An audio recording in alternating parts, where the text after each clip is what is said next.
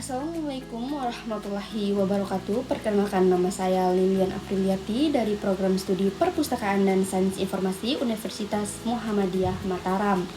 Di sini saya akan menjelaskan beberapa poin penting terkait dengan sistem politik yang ada di Indonesia untuk memenuhi tugas mata kuliah Sistem Politik Indonesia yang diampu oleh Bapak Yudi Lestanata, SIP, MIP. Oke, kita akan membahas politik menurut 5 ahli. Yang pertama, menurut Harold de Lasswell, politik adalah siapa mendapat apa, kapan, dan bagaimana, intinya pembagian sumber daya. Yang kedua, menurut Miriam Budiarjo, politik mencakup kegiatan dalam sistem politik yang berkaitan dengan cara menentukan dan mencapai tujuan bersama. Yang ketiga, menurut David Easton.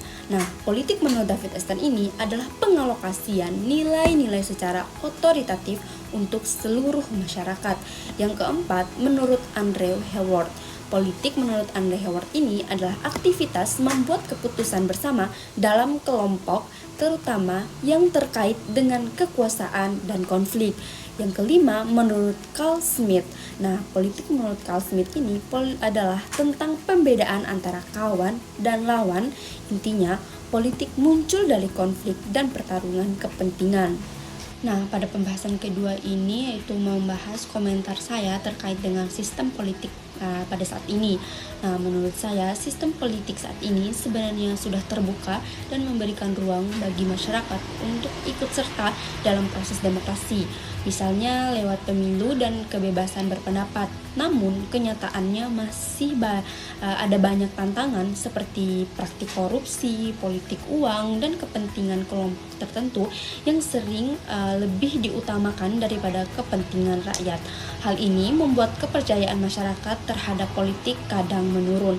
Jadi, menurut saya sistem politik sekarang perlu diperbaiki lagi dengan cara meningkatkan transparansi, memperkuat pendidikan politik bagi masyarakat, dan menegakkan hukum secara adil supaya politik benar-benar bisa dijalankan untuk kebaikan bersama. Nah, pada pembahasan ketiga ini membahas bagaimana sih seharusnya sistem politik Indonesia mempengaruhi proses pembangunan nasional dan apa faktor-faktor yang mempengaruhi stabilitas Indonesia. Nah, sistem politik Indonesia ini seharusnya menjadi penggerak utama dalam proses pembangunan nasional karena politik berfungsi sebagai arah, pedoman, sekaligus pengendali jalannya pembangunan.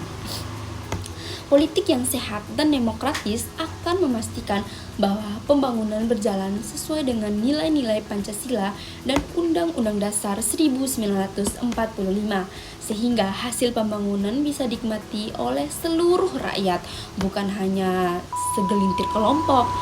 Melalui sistem politik yang baik, perumusan kebijakan pembangunan dapat dilakukan dengan transparan, partisipatif, dan adil. Hal ini penting karena pembangunan tidak hanya soal ekonomi, tetapi juga menyangkut pendidikan, kesehatan, infrastruktur, serta peningkatan kualitas hidup masyarakat secara menyeluruh. Sistem politik juga harus menjamin keberlangsungan pembangunan agar program yang sudah ada tidak mudah terhenti hanya karena pergantian kepemimpinan. Dengan kata lain, politik yang stabil dan demokratis akan mendukung tercapainya tujuan pembangunan nasional, yaitu mewujudkan masyarakat adil, makmur, dan sejahtera. Namun, untuk mencapai stabilitas politik yang menopang pembangunan, ada beberapa faktor penting yang harus diperhatikan. Faktor yang pertama adalah kondisi ekonomi. Ekonomi yang baik dan merata akan mengurangi kesenjangan, menciptakan lapangan kerja, dan meningkatkan kesejahteraan rakyat. Nah, faktor yang kedua adalah keadilan sosial, di mana seluruh lapisan masyarakat harus merasa diperlakukan setara dan mendapatkan hak yang sama. Faktor yang ketiga yaitu faktor kepemimpinan juga berpengaruh besar, sebab kepemimpinan yang jujur, bijak, dan berpihak pada rakyat akan lebih mudah menjaga stabilitas. Nah, faktor yang keempat yaitu partisipasi masyarakat sangat penting, karena semakin besar keterlibatan rakyat dalam proses politik, semakin kuat pula legitimasi sistem yang berjalan. Faktor yang kelima yaitu penegakan hukum yang adil dan konsisten juga menentukan, karena hukum yang tegas mampu mencegah konflik serta menjaga ketertiban. Faktor yang terakhir yaitu faktor keberagaman sosial dan budaya di Indonesia perlu dijaga dengan sikap toleransi, persatuan, dan rasa kebangsaan yang kuat. Dengan memperhatikan semua faktor tersebut, sistem politik Indonesia dapat benar-benar berfungsi sebagai penopang pembangunan nasional, sehingga tujuan besar bangsa untuk menciptakan masyarakat yang adil, sejahtera, dan berdaulat bisa tercapai. Pembahasan terakhir, apa saja sih tantangan yang dihadapi sistem politik Indonesia dalam menghadapi globalisasi dan perubahan sosial. Nah, sistem politik Indonesia menghadapi berbagai tantangan besar di era globalisasi dan perubahan sosial. Salah satu yang paling menonjol adalah derasnya arus informasi melalui teknologi digital. Kemudahan akses informasi memang memberi manfaat, tetapi juga memunculkan berita palsu yang sering disebut sebagai hoaks, ujaran kebencian, dan polarisasi politik yang dapat melemahkan kepercayaan masyarakat terhadap pemerintah. Selain itu, pengaruh ekonomi global juga menjadi tantangan. Globalisasi membuat Indonesia semakin bergantung pada pasar internasional, sehingga kebijakan politik harus menyesuaikan dengan dinamika global. Jika tidak dikelola dengan baik, kondisi ini dapat memperlebar kesenjangan sosial dan kelemahan stabilitas politik. Di sisi lain, globalisasi juga menuntut Indonesia menjaga kedaulatan nasional.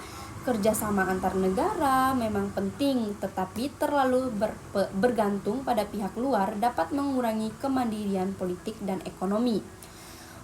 Bersamaan dengan itu, perubahan nilai dan gaya hidup masyarakat, khususnya generasi muda yang lebih kritis dan aktif di media sosial, menuntut sistem politik agar lebih adaptif dan responsif terhadap aspirasi publik. Tantangan lain adalah masalah internal seperti korupsi, birokrasi yang lamban, dan lemahnya penegakan hukum. Di era global, negara dituntut untuk lebih transparan dan akuntabel, sehingga kelemahan ini bisa menurunkan kepercayaan baik di dalam negeri maupun di mata dunia. Terakhir, keberagaman sosial budaya Indonesia juga perlu dikelola dengan bijak. Globalisasi bisa mengikis identitas bangsa jika tidak disertai dengan penguatan nilai Pancasila, toleransi, dan persatuan nasional. Dengan menghadapi tantangan tersebut, sistem politik Indonesia dapat lebih kuat dan mampu mengarahkan pembangunan bangsa di tengah perubahan global. Oke, mungkin itu saja penjelasan singkat dari saya mengenai beberapa poin penting tentang sistem politik di Indonesia. Terima kasih telah mendengarkan. Assalamualaikum warahmatullahi wabarakatuh.